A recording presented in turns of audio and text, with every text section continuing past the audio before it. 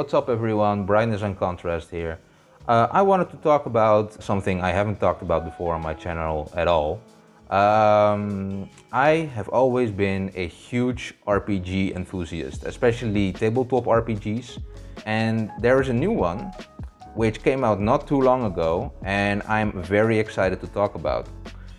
It's called SCP The Role-Playing, well, SCP The Tabletop Role-Playing Game.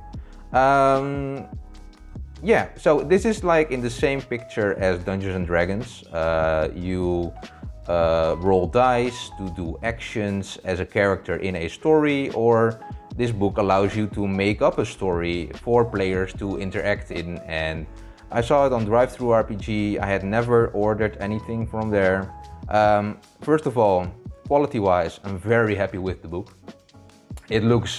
It feels very sturdy. The colors are great, looks very well made. The book itself is actually published by 26 Letter Publishing. So the SCP RPG is built around the idea that the players are able to play a staff member of the Foundation.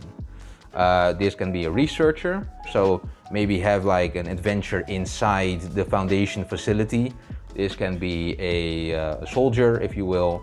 The soldiers maybe get sent out to other locations in the world to capture SCPs, and yeah, that's kind of the idea of it. This book actually has everything you need to play a game.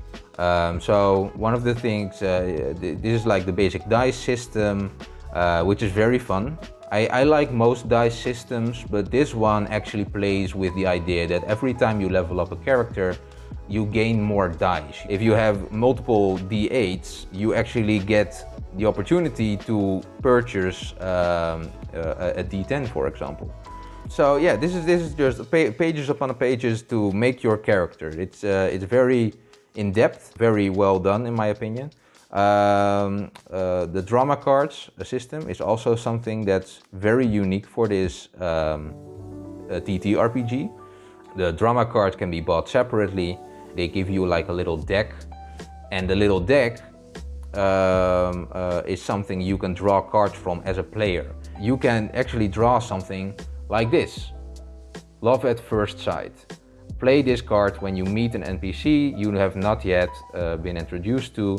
That character feels drawn to you. If used on an enemy, they may try to prevent you. So those are actually fun ways for players to have an impact on the story, apart from doing that with their character. Yeah, so combat. This book also has a fairly broad chapter on combat and how that's done.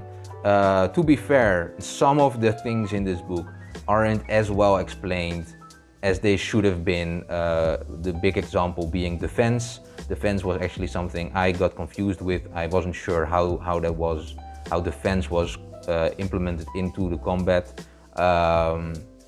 So I asked around on the Discord. But yeah, so this is especially a chapter that can be streamlined in the future. I in fact already know that the creator of this book is already gathering information to prepare for a potential future revision of this book. So that's something to look forward to. But as it stands, I find it's fine. What saves it for me is that this system is very moldable. It's if you don't like something, you can pretty much leave it out without having too much of an impact on the rest of the system. And this is actually where the book suddenly introduces chapters by security level. So you have security level 000, and then you can actually see it. It's nicely color-coded. You have, this is actually security level 1. There it is, security level 1. And with each of these chapters are also, for example, weapons that are only accessible if you have the right security level, which in this case is 1. So again, blue, orange, red, those are all higher security levels.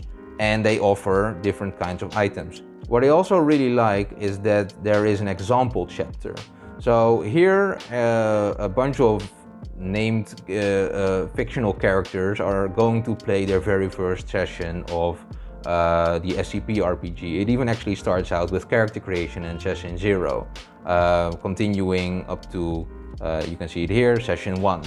And what I really like about this is that you can basically just read a story in a sense where characters are going to play this RPG. So, and it's written in a way that so you get to read how a lot of these rules are implemented into the game.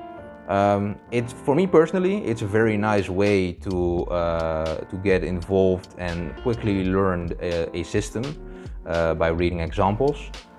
This is actually how a lot of SCPs are classified. This is actually, I really like that this is included because it provides basically tools if you do decide on doing a researcher one-shot or campaign where the whole party are researchers, so they don't go into the field basically, or they aren't supposed to at least. And by having this, you have like a fun way to discover how, for example, a contained SCP behaves, what it does or what it doesn't do. For example, maybe it's safe, so it's easily and safely contained. Or maybe it's Keter, very difficult to contain. So there are a lot of different classes. There are multiple currencies in this game, and each currency is basically used for something else. So in D&D, for example, you have gold and experience. You spend gold to buy in-game items and gear, and your experience you use to upgrade your character. Maybe they learn a new ability, something like that. In this game, it's the leveling up is basically divided in, you can level up your security level by spending merit points. You can also gain reverence points. This is actually a currency that's handed out to players that roleplay really well and they work well with other players, and I really like that as well. It's kind of like a little motivator.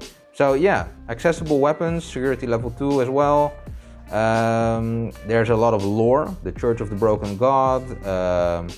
There's also the Chaos Insurgency. That's also a faction that's featured in multiple games.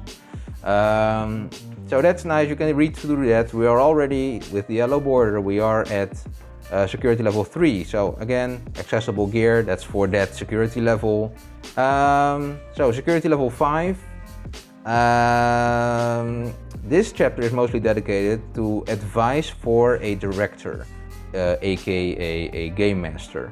So here is a lot of stuff, well, how to treat new players, if you're new to the SCP universe, a bunch of advice, very nice.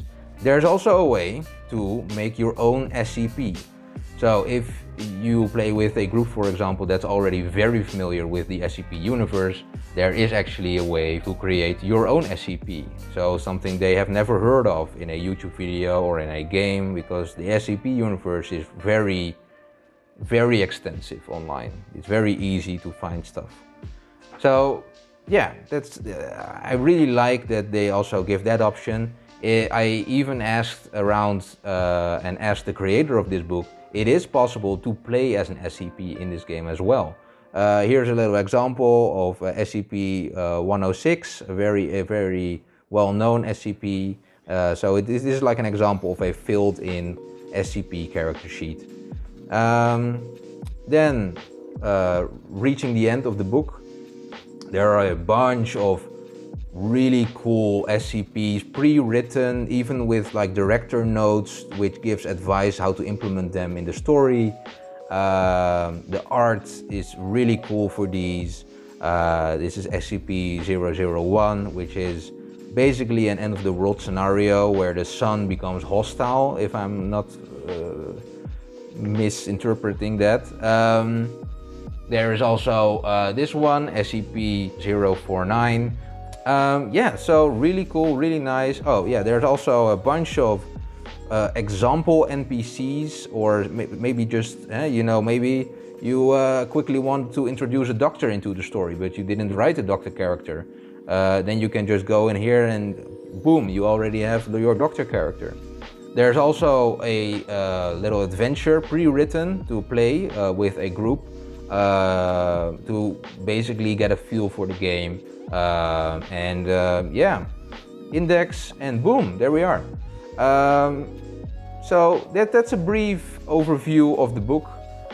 Thank you for watching this video. I'm really excited for this game, and feel free to browse my YouTube for any other content you might like.